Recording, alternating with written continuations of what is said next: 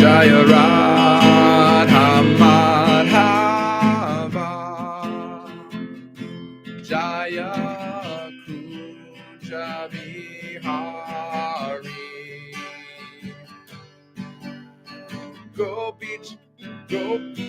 Gopi Jana Vallabha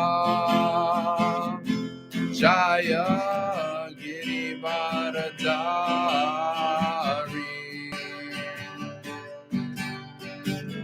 Yashoda Nandana Rajajana Ranjana Yamuna Tiravanachari Yamuna Tira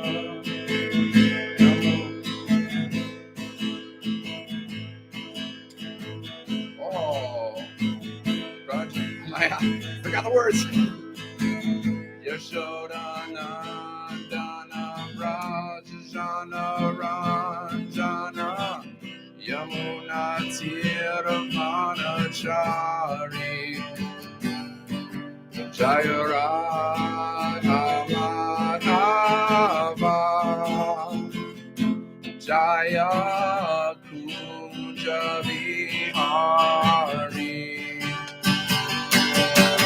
Hare Krishna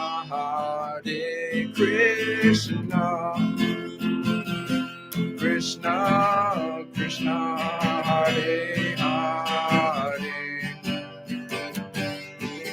Hare Rama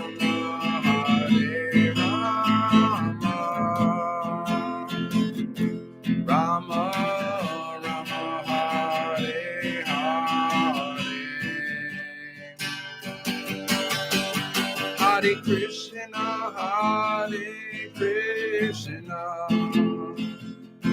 Krishna Krishna Hare Hare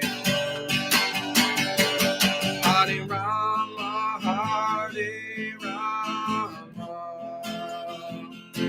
Rama Rama Hare Hare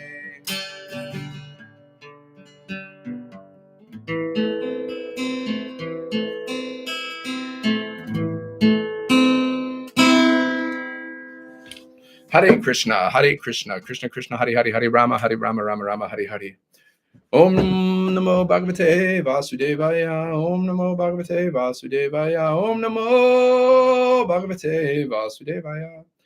Namo Vishpraya Krishna Stai Bhutale Shrimati Bhaktivedanta Swami Tanamane Namaste Saraswati Deve Gauravani Pacharne Navashesha Shunyavadi Pasitade Shatarne Jai Shri Krishna Chaitanya Prabhu Nityananda Shri Advaita Gadadhar Shri Vasadi Gauravata Vrinda. Hare Krishna, Krishna Krishna, Hare Hare, Hare Rama, Rama Rama, Hare Hare. Let's see here. Hare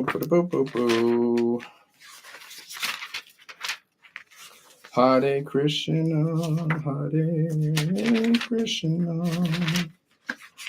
Krishna Krishna, Hare Hare. Om Jnana Tirmirandasya Ganan Jana Shalakaya Chakshu Umlitam Yena Tasmai Shri Gurave Namaha. Yeah.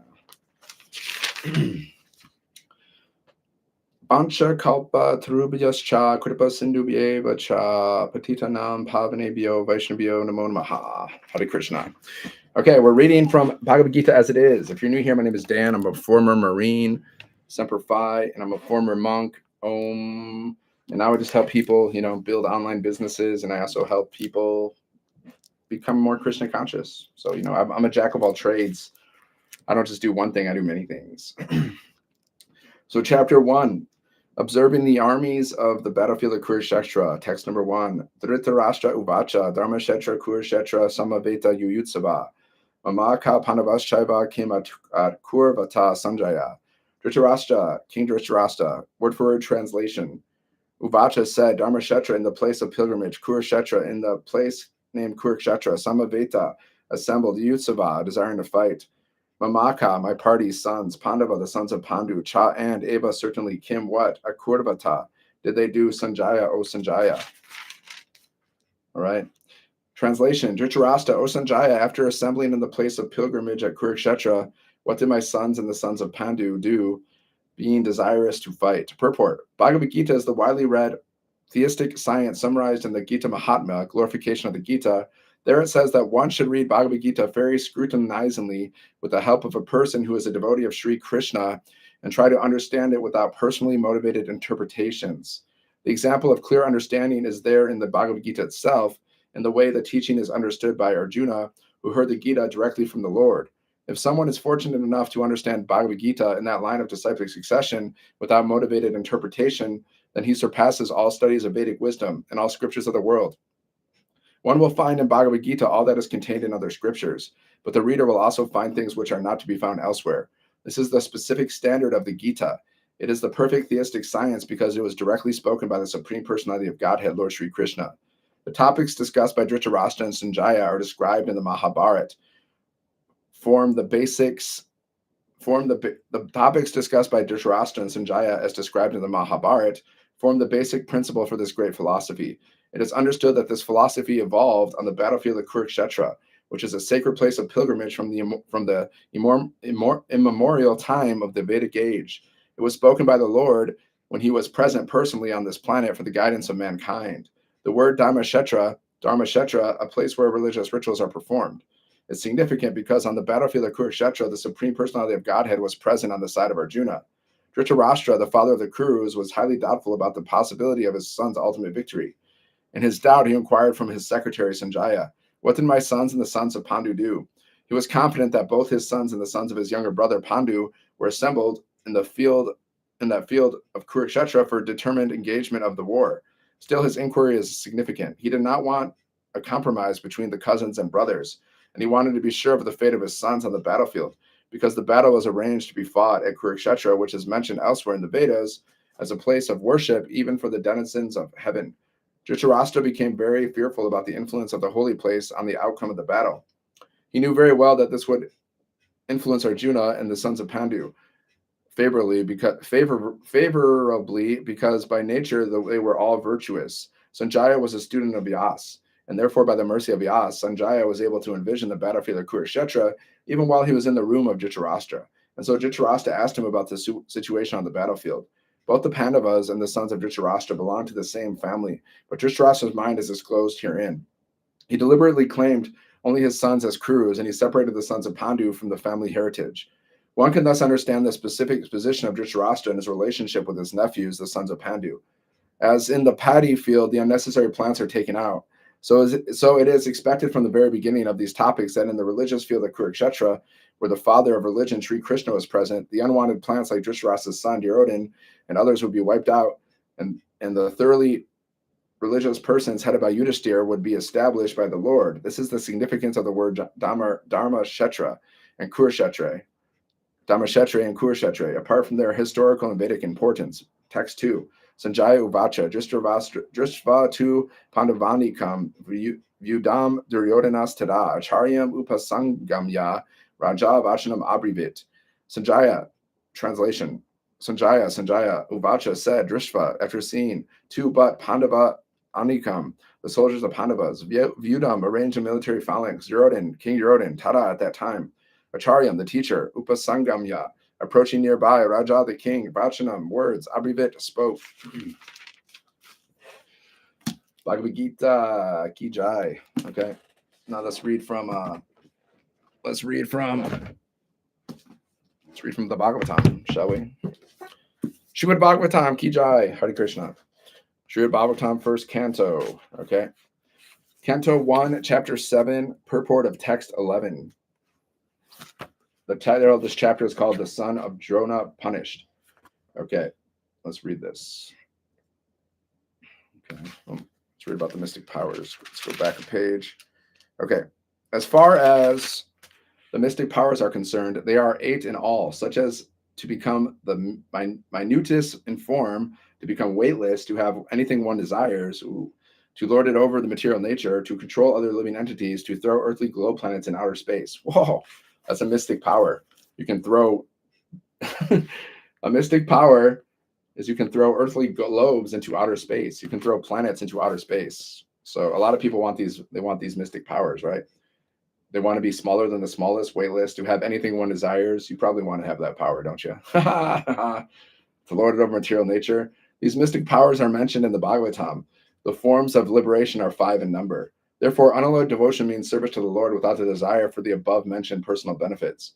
And the powerful personality of Godhead, Sri Krishna, can be fully satisfied by unalloyed devotees, free from all sorts of desires for personal benefit.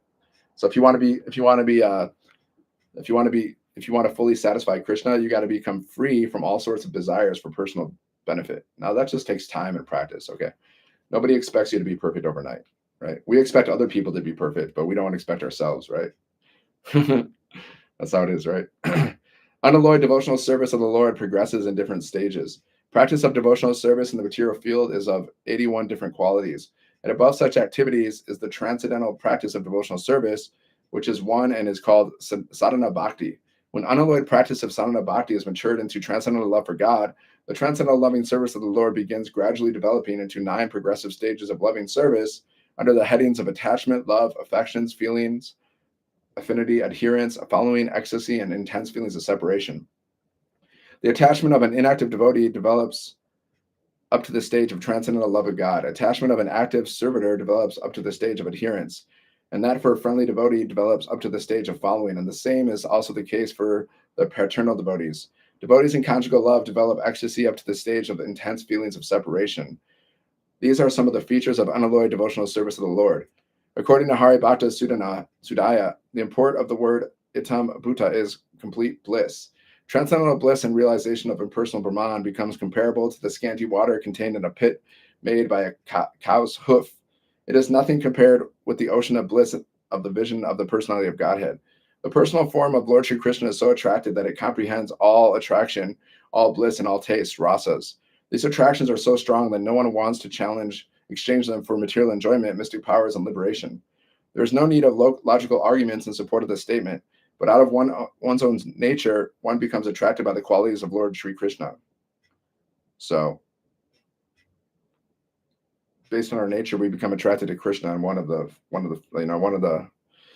rasas, whatever it is, based on our nature. We must know for certain that the qualities of the Lord have nothing to do with mundane qualities. All of them are full of bliss, knowledge, and eternity.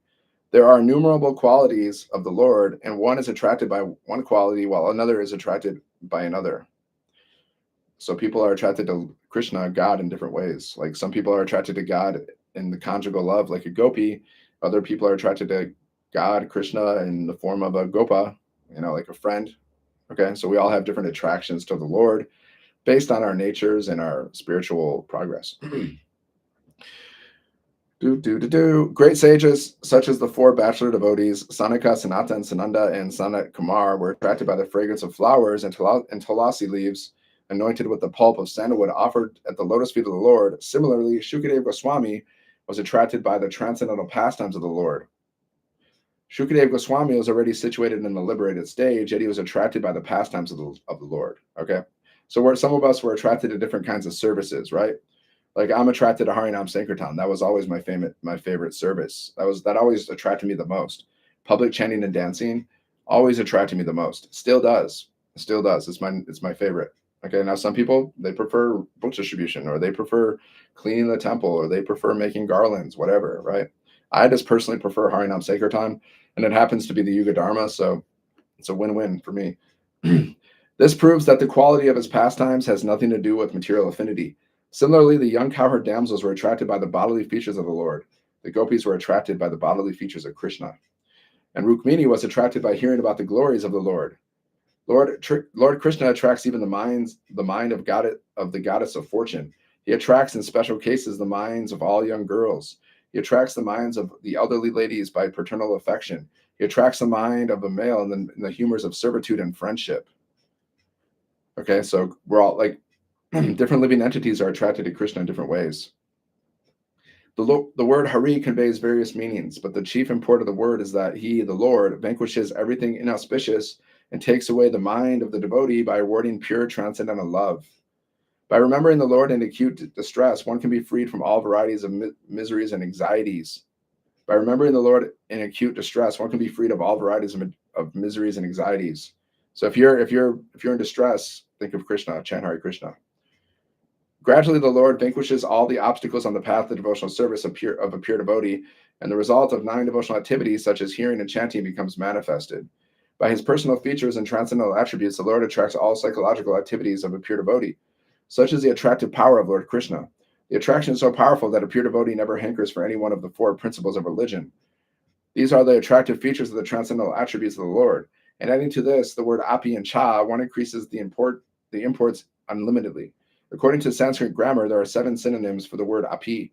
So by interpreting each and every word of the shloka, one can see unlimited numbers of transcendental qualities of Lord Krishna that attract the mind of a pure devotee. Text 11. Harir gunak shipta matir bhagavan badarayani adyagan maharakyanam nityam vishnu janapriya. Hari of Hari, the personality of Godhead, guna, transcendental attribute, akshipta, being absorbed in, mati, mind, Bhagavan, powerful, Badarani, the son of Vyasadeva, Adyagat, underwent studies, Mahat, great, Akyanam, narration, Nityam, regularly, Vishnam Jana, devotees of the Lord, Priya, beloved. Okay, that's it for Bhagavatam. Now we're going to read from Krishna book. Krishna, the Supreme Personality of Godhead. All right. The Advent, Chapter 1, the Advent of Lord Krishna. Once the world was overburdened by the unnecessary defense force of different kings who were actually demons, but were posing themselves as a royal order. It's still happening today. At that time, the whole world became perturbed, and the predominating deity of this earth, known as Bhumi, went to see Lord Brahma to tell of her calamities due to the demoniac kings. Bhumi assumed the shape of a cow and presented herself before Lord Brahma with tears in her eyes. She was bereaved and was weeping just to invoke the Lord's compassion. She related the calamitous position of the earth, and after hearing this, Lord Brahma became much aggrieved, and he at once started for the ocean of milk, where Lord Vishnu resides. Lord Brahma was accompanied by all the demigods, headed by Lord Shiva, and Bhumi also followed. Arriving on the shore of the milk ocean, Lord Brahma began to pacify Lord Vishnu, who had formerly saved the earth planet by assuming the transcendental form of a boar. In the Vedic mantras, there is a particular type of prayer called the Purusha Shukta. Generally, the demigods offer their obeisances unto Vishnu, the Supreme Personality of Godhead, by chanting the Purusha Shukta. It is understood herein that the predominating deity of every planet can see the Supreme Lord of the universe. Brahma, whenever there is some disturbance on his planet, and Brahma can approach the Supreme Lord Vishnu not by seeing him directly, but by standing on the shore of the ocean of milk. There is a planet within this universe called Sweta Dweep, and on that planet there is an ocean of milk. So Lord Brahma goes to that ocean of milk, and he can speak to Lord Vishnu there. That's kind of cool. It's kind of cool, isn't it? It is understood from various Vedic literatures that just as there is an ocean of salt water on this planet, there are various kinds of oceans on other planets. Somewhere there is an ocean of milk, somewhere there is an ocean of oil, somewhere there are oceans of liquor, and many other types of liquids. The Purusha Shukta is the standard prayer which the demigods recite to appease the Supreme Personality of Godhead, Shri Vishnu. Because he is lying on an ocean of milk, he is called Shri Vishnu. He is a form of the Supreme Personality of Godhead through whom all the incarnations within this universe appear. After the demigods offered the Purusha Shukta prayer to the Supreme Personality of Godhead, they apparently heard no response. Then Lord Brahma personally sat in meditation, and there was a message transmission from Lord Vishnu to Brahma. Brahma then broadcast the message to the demigods. That is the system of receiving Vedic knowledge. The Vedic knowledge is received first by Brahma from the Supreme Personality of Godhead through the medium of the heart, as stated in the beginning of Srimad Bhagavatam, Teni Brahma Hridaya Adikavaye. The transcendental knowledge of the Vedas was transmitted to Lord Brahma through the heart. Here also, in the same way, only Brahma could understand the message transmitted by Lord Vishnu, and he broadcast it to the demigods for their immediate action. The message was this: the Supreme Personality of Godhead would appear on the earth very soon, along with his supreme powerful potencies.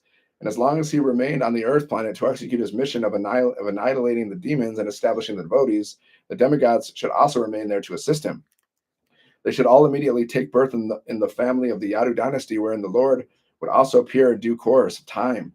The Supreme Personality of Godhead himself, Krishna, would personally appear as the son of Vasudeva. Before his appearance, all the demigods, along with their wives, should appear in different pious families in the world just to assist the Lord in executing his mission. The exact word used here is tat priyartam, which means the demigod should appear on the earth in order to please the Lord. In other words, any living entity who lives only to satisfy the Lord is a demigod. So if you live only to satisfy the Lord, you are a demigod. The demigods were further informed that our Ananta, the plenary portion of Lord Krishna, who is maintaining the universal planets by extending his millions of hoods, would also appear on earth before Lord Krishna's appearance. They were also informed that the external potency of Vishnu Maya, with whom all the conditioned souls are enamored, would also appear by the order of the Supreme Lord, just to execute his purpose. After instructing and pacifying all the demigods as well as Bhumi with sweet words, Lord Brahma, the father of all Prajapatis, or progenitors of the universal population, departed for his own abode, the highest material planet called Brahmaloka. The leaders of the Yadu dynasty, King Shurasen, was ruling over the country known as Mathura, wherein lies the city of Mathura, as well as its district known as Shurasen, which was named after him. On account of the rule of King Shurasen, Mathura became the capital city of all the kings of the Yadus. Mathura was also made the capital of the kings of the Yadu dynasty because the Yadus were a very pious family and knew that Mathura is the place where Lord Sri Krishna lives eternally, just as he also lives in Dwarka. Once upon a time, Vasudeva, the son of Shurasen, just after marrying Devaki, was going home on his chariot with his newly wedded wife. The father of Devaki, known as Devaka, had contributed a sufficient dowry because he was very affectionate toward his daughter. He had contributed hundreds of chariots completely decorated with gold equipment. At that time, Kamsa, the son of Ugrasen, in order to pacify his sister Devaki, had voluntarily taken the reins of the horses of Vasudeva's chariot and was driving. According to the custom of Vedic civilization, when a girl is married, the brother takes his sister and brother-in-law to their home. Because the newly married girl may feel too much separation from her father's family, the brother goes with her until she reaches her father-in-law's house. The full dowry contributed by Devaka was as follows: 400 elephants fully decorated with golden garlands, 15,000 decorated horses, and 1,800 chariots. He also arranged for 200 beautiful girls to follow his daughter. The Kshatriya system of marriage, still current in India, indicates that when a Kshatriya is married, a few dozen of the bride's young girlfriends, in addition to the bride, go to the house of the king. The followers of the queen are called maidservants, but actually they act as friends of the queen. This practice is prevalent from time immemorial, traceable to at least at the time before the advent of Lord Krishna, 5,000 years ago. Okay, to be continued. Hare Krishna. Hare Krishna, Hare Krishna. Let's chant. Hare Krishna, Hare Krishna. Hare Krishna, Krishna Krishna, Hare Hare. Hare Rama, Rama Rama, Hare Hare. Hare Krishna, Krishna Krishna, Hare Hare. Hare Rama, Rama Rama, Hare Hare. Hare Krishna, Krishna Krishna, Hare Hare. Hare Rama, Rama Rama, Hare Hare. Hare Krishna, Krishna Krishna, Hare Hare. Hare Rama, Rama Rama, Hare Hare. Hare Krishna, Krishna Krishna, Hare Hare. Hare Rama, Rama Rama, Hare Hare. Jai Jai Radhe, Jai Jai Sham, Jai Jai Shri Vrindavan Dham, Jai Jai Nitai, Jai Jai Gaur, Jai Jai Shri Damayapur. Hare Krishna, Krishna Krishna, Hare Hare.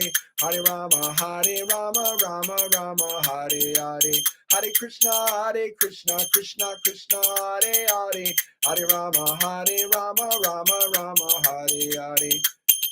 Radhe Radhe Govinda Govinda Radhe Radhe Radhe Govinda Govinda Radhe Radhe Govinda Radhe Govinda Radhe Radhe Shama Sundar Radhe Radhe Radhe Shama Sundar Radhe Radhe Shama Sundar, Radhe Shama Sundar, Radhe Radhe Govinda Radhe, Radhe Radhe Govinda Radhe, Radhe Govinda, Radhe Govinda.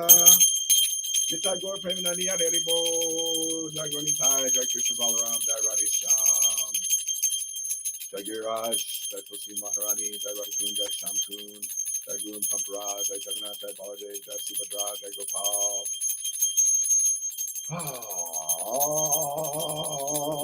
Jai Indra Prabhu, Ki Jai, Om Namo Shivaya, Jai Ganesh Ji. Nitai Gaur Premanandi Hare Hare Bo, Jai Jai Shri Radhe Shyam. Hare Krishna, Krishna Krishna, Hare Hare, Hare Rama, Rama Rama, Hare Hare. Chant Hare Krishna, be happy. Gauranga Nityananda.